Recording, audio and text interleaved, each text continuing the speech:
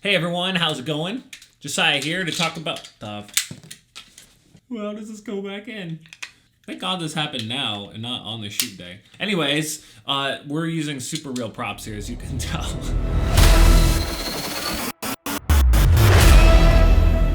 Hey everyone, so a few weeks ago, I saw a contest being held by Jacob Owens. Now he has a really prolific online resume. He has a bunch of YouTube channels. He also has like camera accessories and lens distortion companies. He has plugins, like you name it, this guy's been doing it all. Shoots music videos, short films. I mean, the guy just kind of has his hands in everything. And what's really exciting is that this is now, I believe, the second year that he's done an online contest around Halloween where he does a horror film contest. And I saw this one, like I said, a few weeks ago, and I knew right away this was a good excuse to get one of my ideas off the ground that I've been really itching to do for a while now, and that is to set a horror film inside of a like a Civil War setting. I love period pieces. I love the Civil War aesthetic. I think it can often make things creepier when you don't have all the modern things accessible to you like cell phones or flashlights. So I knew right away that this was a perfect opportunity to get this off the ground. Now the fun thing about this contest is that he had some stipulations. So the first one was that somewhere in this 3 minutes, well, that was the first one, is that it had to be under 3 minutes long. It could be 10 seconds long, 20 seconds long, 2 minutes long, didn't matter as long as it was under 3 minutes.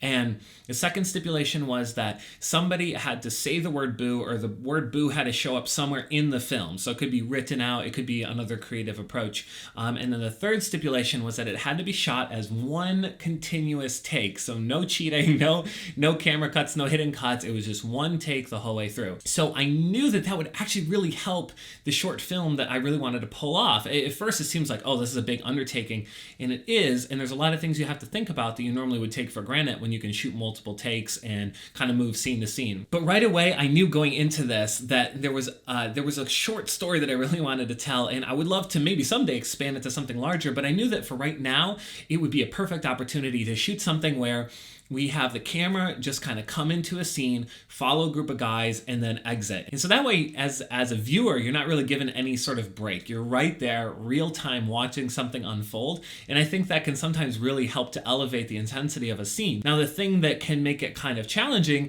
is that we don't have any ability to cut or to edit. So if I feel like, ooh, you held a little too long before the action happened, or I wish you had spaced out a little bit more time for your dialogue, that's not really anything that we can fix in post. So all of that had to be done in camera, on set, really that night. So it was a lot to kind of keep your head around. But anyways, I had this idea of what if there were a few Union soldiers that had a Confederate captive and they were walking him through maybe like a shortcut through the woods to get back to their camp to try to return this guy. And of course, they're not going to believe like, the captive who's saying like, you shouldn't be here, we're all toast. And so I thought it created like this cool dynamic where he knows basically as the sun sets down and it's nighttime, this captive knows that they're toast. And so I think it was a really cool dynamic where he isn't even eating his food, and you kind of have the Union soldiers being like, listen, we still got like 40 miles to go, blah, blah, blah, and they're trying to like be gung-ho about pushing through the woods, and this Confederate captain basically is like, no, this is going to be our last night. So I had this short little snippet idea where we could just follow this one scene that takes place around one campfire and feel really contained, and I also like the idea of, because it was a one take, we don't really get any sort of chance to like really establish a ton of where they are, so you almost feel just as confined to that little barrier, that little circle of campfire light as the characters do, which I am always a fan of. A lot of times when you can shoot more traditionally, you end up getting a bunch of coverage. So you get your big wide shots, you get your close-up shots. So like, maybe you get a drone shot. So a lot of times you're really establishing the whole area. And sometimes that can take you out of it because you start to, as a viewer, feel more comfortable with where you're at. You kind of figure out like, oh, okay, this is where these people are. This is kind of where I would run if something bad were to happen. But I think that right up front, I knew that I wanted to start it on a close-up, that it would be close-up of the guy's hands tied together, and that as the film progressed, we would slowly pull back more and more and more. So the idea was to start in tight and to expand more, as opposed to the inverse where you're showing everything and getting in tighter. So to kind of approach this whole attack was challenging. We wrote out a script, spent a couple of nights, late night, typing up some stuff, trying to figure out dialogue. I'd be sitting there with my phone, reading it out loud, timing it with my phone, trying to see if we're landing around 3 minutes. And it's tough because, I would try to allow enough time for the dialogue and then kind of mime out some of the actions that I might want to happen. But of course, you don't really know until you get on set and you have the actors and see how the pacing is to see if it's going to actually fit out and work or not. And once I had the script done, well, actually, as I was writing the script, I reached out to a couple of people. Now, I have a friend who I've worked with him on music videos. He was in a band for many, many years, and so I got connected with him. Now, he was a drummer in the band, but he's also, over the years, done a ton of Civil War reenactments. And what's super cool is that he has actually amassed a ton of extra gear over the years because he's really into it. He also makes clothing and gear for other people that he sells. So he had just like tubs of costuming and boots and backpacks and tents and like blankets and real rifles, that could really fire real sparks. It was just so cool because here we had the super authentic look, something that would have required a ton of research on my hand beforehand to try to be like an art director on it and try to line everything up and say, oh, is this historically accurate or does this work? He was available that day and I was able to work around everything around the stuff that he already had. So that was a huge win. And it's honestly just a really good example from a filmmaking standpoint about utilizing the resources that are available to you, because a lot of times it can cost a ton of money to pull stuff together, but if you have a friend that's already into that, or maybe you have somebody who's into cosplay or something like that and already they have a suit of armor, like you're set to go. Like that's a huge production cost that you can just absorb into making something fun with friends that they already have access to. So that was like a huge win for me personally. So the crew all got here around like 5 o'clock in the evening, just as it was getting darker. Throughout the day I had gone around out and we had blocked out everything that we wanted for the scenes and kind of cleared out some of the underbrush to figure out exactly where everything was going to take place. I knew that the final kill was going to have one of our main characters yanked off the ground using a cable and using a harness. So we actually had to, between two trees, clear out a bunch of the brush that was around it. And then we put 2x6s up between the two trees and attached the whole pulley system. Then we spent a little bit of time while it was still light out actually attaching some of the hanging dead bodies and the bones around the tree and kind of set dressing the whole area, bringing out firewood and setting up where the tents are going to be. And while it was still light out, we were able to basically set up, figure out rough blocking where everybody was going to be, and also figure out just where stuff might be in the way for when I need to move with the camera. Because that was another concern, is that, we don't have time in between each take to go and like reposition stuff. It's like, no, we have to figure out a direct path for our actors and for me as the camera guy, that I'm not going to be tripping over, the campfire or a rifle leaning up against a tree. And then we started to get into costumes. So then we were able to pick out of all these bins of clothing, stuff that might fit, some old jackets, hats, boots, you name it. We had everything. So we figured out each costume for each person. And what was cool is that we had access to actually this old jacket. So we had a jacket that we were able to rough around and beat up, and we were actually able to cut a slit in the back so that I could feed the harness. So we had John, one of our main actors, put on the harness, put his clothing on over top of it. We cut a slit in the back of the jacket and we fed out the main hook for the safety harness. So basically in every scene, we don't ever see his back. And so that's just dangling in the back, ready for a guy to run in and hook him up for the stunt scene. And to rehearse everything, I didn't want to burn through our actual torches because I didn't know how many takes we could actually get with them. And so I ended up using just my Yongnuo little light rods instead. So we used those to simulate the torches so I could figure out lighting and then could figure out where we need to hand these things off and how many we would need on set. So that worked out really well, because they essentially had the same weight and about the same light dispersion as a real torch would. From there, we got everything set up in camp and we started actually doing rehearsals. Now, the rehearsals were kind of fun. We rehearsed it a number of times without even the camera involved at all. It was almost like we're directing a stage play. I had everybody kind of run through their lines at half speed, and we were just slowly figuring out where people could stand, how we could time things. And there was no pressure. I was kind of talking over it. They were talking, and we didn't even worry about the timing at first. It was just a matter of figuring out how each person needs to move so we can get to where we need to be. Once we were done with that, then we started doing actual dry runs, still using the LEDs instead of real torches and real fire. What was great is that we had the script already done, so everybody came knowing their lines, and it was only a matter of tweaking just a few things here and there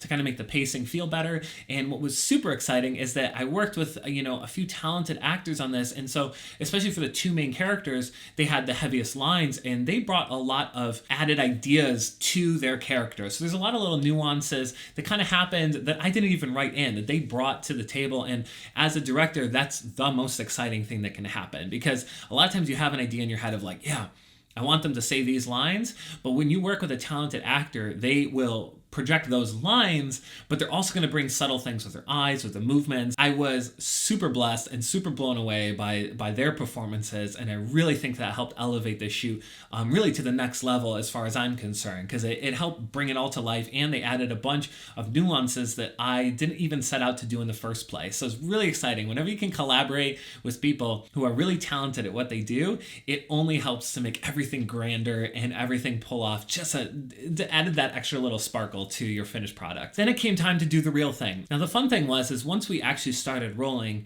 everybody kept nailing their lines and their parts and the timing. Everything went so smoothly. It was legitimately the first take that we did what I considered my safety. I mean, we did our first take and I was like, you know what? If everything crumbles from here on out or we have a big technical issue, we actually have our shot. So that was an amazing feeling to have it locked in so soon, that everything after that we just added a little more spice or tried to do a little bit extra, or I tried a few different little camera moves with it, or we tried to, just change the timing a little bit. Another big thing is that we had the big yank at the end. So the harness was all set up, but the way we orchestrated that is that we have my brother Jonathan is the first one to get killed. And so he gets killed off camera. As soon as he dies, he gets up off the ground and he's standing right behind me. So as I'm filming the whole scene, he's standing right behind me. And as soon as I pan off to go follow the other guy running off through the forest, Jonathan comes running through the scene and he grabs the carabiner, clips it into the back of the harness, and he had to run all the way out, climb a ladder, and he was holding onto the rope. So then when I would come back into the scene, all in one take, run back in, I would count out loud, 3, 2, 1, pull. Johnny would jump off of the ladder, and that's what would yank our guy back into the woods. It was a lot to orchestrate, and honestly, we did a bunch of takes, and we only had one time that particular thing didn't work out and didn't clip in the way that we needed it to. So I was super grateful about that. And John, the guy who got yanked back into the woods, he did take after take of getting yanked back into the woods, and he didn't complain. And I'm super grateful because we really with each take, I was like, can we do it a little bit higher? Can we do a little bit harder? And so I'm really excited with how the final one looked, but it really was very practical. I mean, that's how we pulled it off. And it was basically a lot of stuff happening behind the scenes as I'm running around with the camera. So I think one of the bigger takeaways from this whole project really was the timing of it. That's what ended up being the most challenging, is making sure that the beats of everybody felt right and that we had enough space so it didn't feel like we're rushing through the dialogue, but that we still have time to get to the action and that the action feels cohesive, and that I was able to pan off somebody fast enough so we could see enough of the monster to be interesting, but not too long that it loses its effectiveness. So there was a lot of little details to really try to nail and remember. And that was where most of the fun happened. The take that ended up being used in the final video is the final take that we did. So that was, I believe, our 8th take that we did rolling, and we only had one false, or only one dud, where, like I said, where the cable didn't work. And so honestly, that was a huge win. There are minor details going throughout. So sometimes the flames weren't as interesting as I wanted them to, or maybe I panned at slightly a wrong time, and so I wanted a little bit of, just a little bit of tweaking. But once we got it, I just knew it. As soon as we did that last take, I was so giddy, so excited, because I knew that we had it. And cut. Woo! Guys! That was our take. We doing it, boss? Let's watch playback. That felt so good. Now I shot the whole thing on my A7 III, and for a lens I used my 16 to 35 2.8, and I shot it all at 2.8 and at 35. So I felt like that was wide enough that I could kind of frame in everybody they needed to. It gave me a little bit of grace for my handheld, because I didn't use a gimbal or anything. It was all handheld. That was really important to me, because I felt like, because it's a historical piece, if all of a sudden we're using a gimbal, I think that subliminally, it would feel too modern, right? I think if I was shooting a sci-fi, totally fine, but something about shooting a Civil War, I just felt like it had to be raw, in your hands. It was just, that was kind of the little detail that was really important to me. Now the cool thing is that for the monster attacks, I have been working with one of my good friends, Jacob Dalton, and he's a fantastic visual effects artist. We've collaborated on just countless music videos and personal projects at this point, that it was super exciting to have him on board on this project as well. So before we even went out to shoot, I actually had a couple of video chats with him, and we went over all the beats that had to happen, and we talked about exactly where the monster would be coming in, how big it would be, how long we should hang on each frame, and all those sorts of approaches. So that was really fun to have a good sense of the pre-production going into it. So we had a plan, and I knew I wasn't going to be screwing him over with the shots that I provided him, or the shot, I should say, that I provided him. Once we were done with the shoot, I was able to hand him off. I selected each section of the film that would require the visual effects. I imported those into After Effects, and then I sent him over those comps. So then he immediately started working on integrating this monster into the scenes while I started working on the sound design and started painting out. There were a few shots I ended up painting out some of the LED lights that showed up in a couple of the scenes. But Jake did the absolute killer best work putting together these monsters. They look absolutely gnarly. He did it on an insane timeline. He was working super late, multiple nights, to get these over to me in the way that I wanted. And we had only, I think it was like less than a week, maybe 4 days, 5 days max from when we shot to when it had to be rendered and uploaded to YouTube and entered into the contest. So we both really had to just have our designated areas of what we were working on in post and just dive into it. When it came time to post, I did everything in Adobe Premiere, and really I just was able to pick out the take. I knew right away that was my last take, but I watched through a bunch of the ones just to make sure, but right away I knew it was the last one, so I pulled it in, I trimmed it to exactly 3 minutes, and from there I started doing audio design. Now, when we were filming it, I had Countryman lapels. They're very tiny lapels, lavs, that I was able to clip on to the actors' clothing. And then they had little H1 zooms that were tucked inside their clothing. So those rolled through the whole night. I was able to then pull all that audio onto my timeline and string everything out. So I had also a Rode Pro mic on top of my rig. So that kind of had some ambient audio of people walking or just trees rustling. But as far as the dialogue was concerned, everything was taken off of the actors and these small lapels. So once I brought it into Premiere, I could toggle between each actor, and so I had very rich, very good audio because it was a small crew, and I didn't have a chance to have a full boom operator. Plus, I'm not even sure how I would have pulled that off, even if we did have that, just because of how we would have had yet another crew member to try to step around and make sure they didn't show up on the screen. So honestly, that was the best way that it worked. So I ended up doing a bunch of Foley work afterwards as well. So I went out with my mic, and I was able to do some foot stomping, some rustling. I took some clothes and pushed them around or stepped on leaves and twigs. I also did some grunts myself just to add some extra layers. And then when it came time to the creature effect, I used some pig squeals, I used some lizard growls, and I also did my own screaming as well. I actually stood out and looked like an idiot and just screamed some weird screams that I could think of to layer everything on top of each other, and made kind of this haunting, terrible scream sound. So it was kind of fun to have almost a small cameo in this project as well, which was just me screaming. And then for music, I got a bunch of music from Pond 5, and I was able to kind of select a bunch of tracks that I wanted, purchase those, and I was able to slice them, rearrange them, and help tell this whole story. I knew that I wanted the music to ramp, but not to be overbearing. So I wanted there to be a few instances where it's really coming in, it's really intense, but I really wanted the music to fall off a few times so you could hear just the ambient wind or the trees or the fire crackle to really put you in the mood and feel how hopeless or how alone everybody really was. Then from there, I got my final VFX cuts from Jake, and I was able to put those back into the film, line everything up, make sure that my audio was hitting just where I wanted it to be now that I had the finished VFX work, and then I was able to color grade everything. And I wanted everything to have a little desaturation, but not too bad, and really kind of push the fire hues so you're seeing more orangish and seeing more red and more yellows. From there, I applied a bit of grain to the whole image. So that was my color grading. It stayed pretty much consistent through the whole thing, so I was pretty excited about that. And yeah, from there, I just exported, and then of course you watch it and you find little things to tweak, and you tweak those and you export again and retweak and export, and just, it's a forever loop, but it's really fun. We didn't have a lot of time. I mean, basically from the start of when we shot it to when the video had to be uploaded and submitted to the contest was less than a week. It was 4 or 5 days. So we kind of all had to just dive into it, make this happen. It was a few late nights, but honestly, it was super worth it. And I think that's one of my bigger takeaways from this whole contest is that I am really grateful to Jacob Owens here for putting on this contest, because without that, I don't think I would have had the spark or the fuel to actually pull off this idea. Even though it is an idea I've had for a while, it wasn't really anything that I was jumping into, because I think often as a filmmaker, I kind of wait until everything is lined up. So I'm like, oh, I need to wait till all my actors are lined up, or until, the location or the gear is all lined up. And so it kind of ends up delaying everything for indefinitely. And so I think the cool thing about having a contest here is that for me, the biggest win was that I made this. And sure, it's not perfect, and sure, there's little things that I would like to tweak and edit to death, but if anything, like, that just fuels me to make another short now, so I can spend a little more time perfecting those areas that I feel like I want to. I mean, I guess my biggest takeaway is really, like, thank you, Jacob. Like, this is such a cool opportunity, and regardless of who wins or what happens, there is like a contest.